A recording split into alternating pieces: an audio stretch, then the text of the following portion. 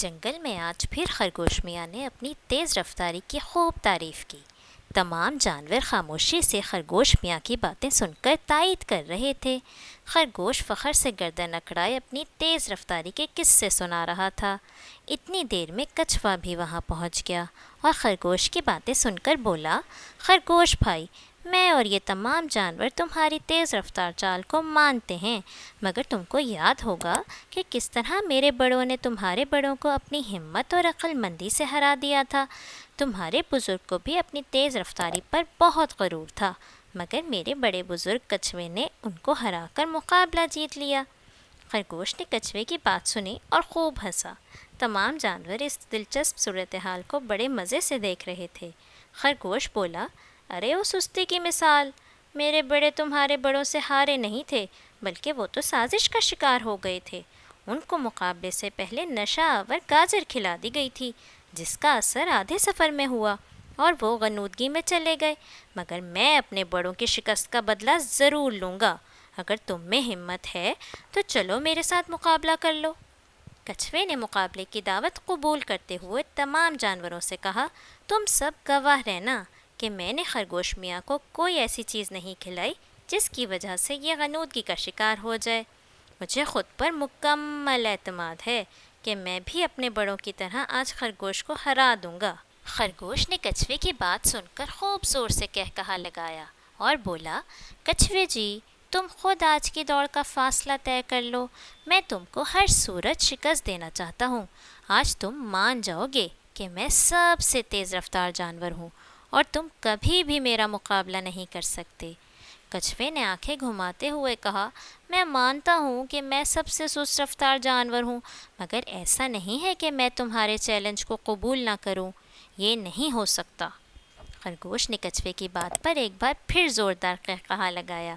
کچھوے نے کہا، اچھا تو پھر تم میرے ساتھ وہ سامنے کھجور والی پہاڑی تک دوڑ لگا لو۔ خرگوش نے کہا، ٹھیک ہے، مجھے تمہاری بات قبول ہے۔ خرگوش نے ریچھ کو جج بنایا اور لومڑی کو مقابلے کا ریفری مقرر کر کے جنگل کے تمام جانوروں کو اکٹھا کر دیا۔ خرگوش کو اپنی کامیابی کا مکمل یقین تھا، اس لیے اس نے تمام جانوروں سے کہا، آج میں اپنے بزرگوں کی شکست کو فتح میں بدلنے لگا ہوں۔ اس بے وقوف کچھوے کو تم لوگ ہی سمجھاؤ کہ اب بھی مقابلے سے انکار کر دے۔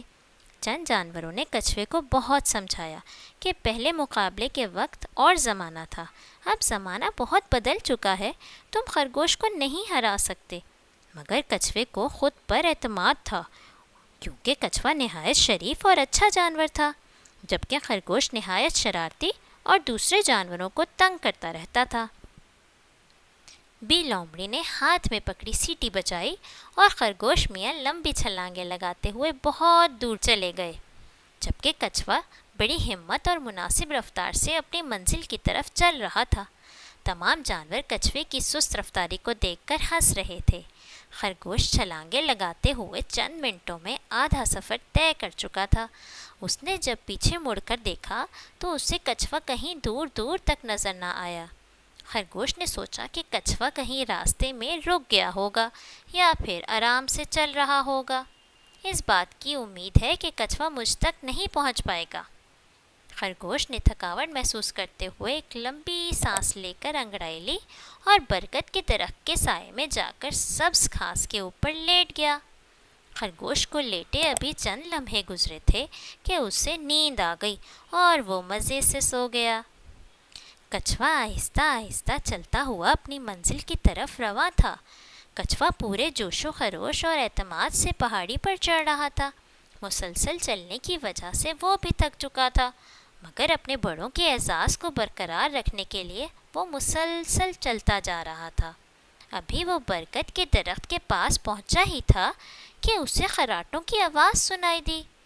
اس نے جب خرگوش کو برگد کے سائے تلے سوئے دیکھا تو اپنی ساری تھکاوٹ کو بھول کر اپنی پوری طاقت سے کھجور والی پہاڑی پر چڑھنے لگا۔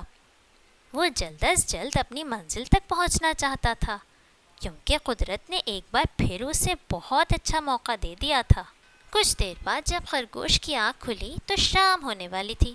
اس نے جنگل کے راستے میں آگے پیچھے کی طرف دیکھا، مگر اسے کہیں بھی کچھوا نظر نہیں آیا۔ خرگوش بہت خوش ہوا کہ وہ اس بار ضرور جیت جائے گا۔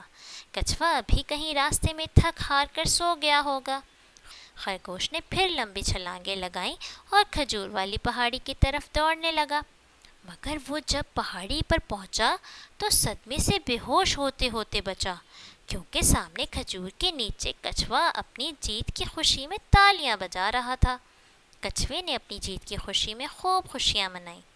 ریچھ اور بی لومڑی نے فیصلے کے بعد کچھوے کو انعامات دیے۔